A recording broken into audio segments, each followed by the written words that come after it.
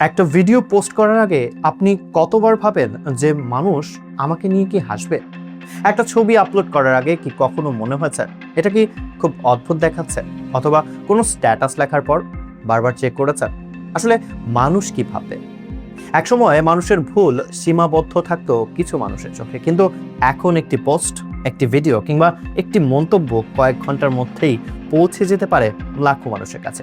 আর সেই কারণেই জন্ম নিয়েছে নতুন এক সামাজিক ও মানসিক চাপ, যাকে অনেকে বলছেন ক্রিঞ্জ কালচার।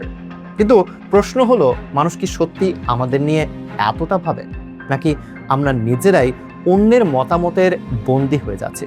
আজ জানবো সোশ্যাল মিডিয়া কি ধীরে ধীরে আমাদের আত্মবিশ্বাস কেড়ে নিচ্ছে।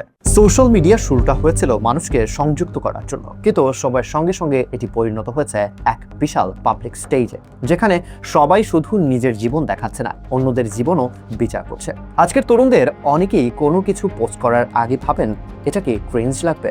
বন্ধুরা মজা করবে না তো? কেউ স্ক্রিনশট নিয়ে ট্রল করবে না তো? আর এই ভয়কেই অনেক গবেষক ও মনোবিজ্ঞানী ক্রিঞ্জ এনজাইটি নামে ব্যাখ্যা করেছেন, অর্থাৎ অন্যের কাছে বিব্রতকর বা হাস্যকর মনে হওয়ার ভয়। বর্তমান ডিজিটাল সংস্কৃতিতে একটি ভুল কথা, একটি অস্বস্তিকর ভিডিও বা কয়েক সেকেন্ডের কোনো মুহূর্তের মধ্যে মিমে পরিণত হতে পারে। ফলে অনেক তরুণ এখন আর নতুন কিছু চেষ্টা করতে সাহস পান না।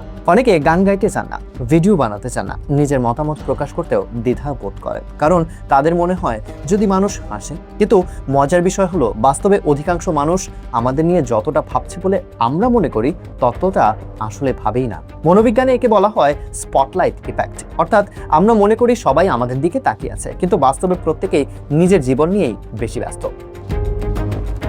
সমস্যা হলো, সোশ্যাল মিডিয়া আমাদের সামনে প্রতিনিয়ত অন্যদের সবচেয়ে সুন্দর মুহূর্তগুলো তুলে ধরে। দেখতে দেখতে আমরা নিজেদের সঙ্গে অন্যদের তুলনা শুরু করি। কে বেশি জনপ্রিয়, কার ভিডিও বেশি ভাইরাল, কার জীবনে বেশি সাফল্য। আর এই তুলনা ধীরে ধীরে আত্মবিশ্বাসকে ক্ষয় করতে থাকে। অনেকেই তখন নিজের বাস্তব জীবন নয়, বরং মানুষের অনুমোদনের জন্য বাঁচতে শুরু করেন। একটা লাইক, একটা কমেন্ট, একটা শেয়ার ধীরে ধীরে যেন আত্মমূল্যবোধের মাপকাঠি হয়ে ওঠে এগুলোই। তবে বিশেষজ্ঞরা বলছেন সমাধানও রয়েছে। ভুল করা স্বাভাবিক, বিব্রতকর মুহূর্ত মানুষের জীবনের অংশ। আজ যে ভিডিওটিকে আপনি ক্রিঞ্জ ভাবছেন, কয়েক মাস পরে সেটাই হতে পারে আপনার শেখার সবচেয়ে গুরুত্বপূর্ণ একটি ধাপ। কারণ আত্মবিশ্বাস জন্মায় নিখুঁত হওয়ার মাধ্যমে নয়, বরং অসম্পূর্ণ হয়েও সামনে এগিয়ে যাওয়ার মাধ্যমে। হয়তো সবচেয়ে বড় প্রশ্নটা হলো, আমরা কি সত্যি অন্যের বিচার থেকে ভয় পাচ্ছি, নাকি নিজেরাই নিজের সবচেয়ে কঠোর সমালোচক হয়ে উঠেছে?